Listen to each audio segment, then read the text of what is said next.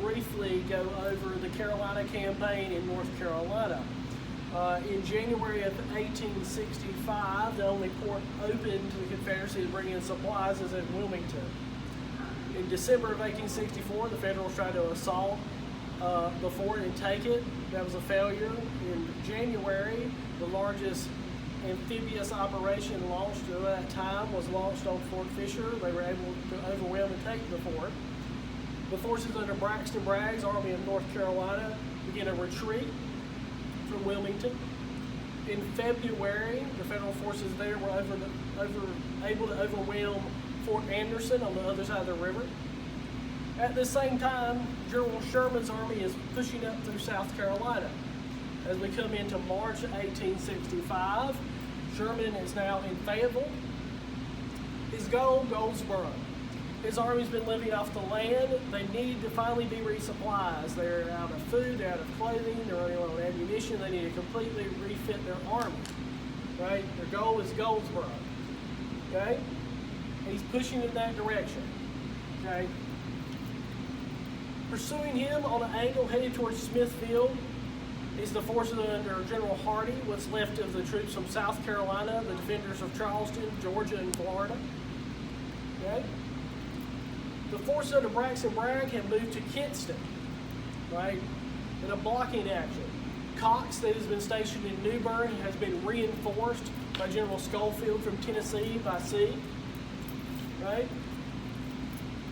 Originally, Union Army was hoping to resupply Sherman and Goldsboro using the railroad from Wilmington up to Goldsboro. But the Confederate forces under Bragg's army in its retreat have successfully destroyed that railroad. They need another railroad link to make it to Goldsboro. The only other option is the railroad that runs from New Bern through Kinston.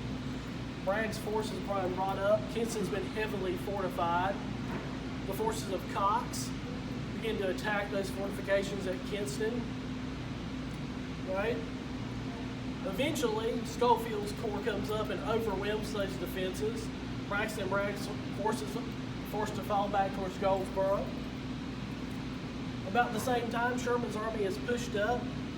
Hardee's force is trying to engage whether he is going to Smithfield or Goldsboro.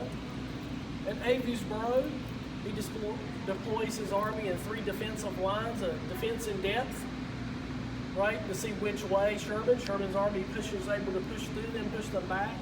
But what Hardee gets out of that is he knows definitely that they're headed towards Goldsboro.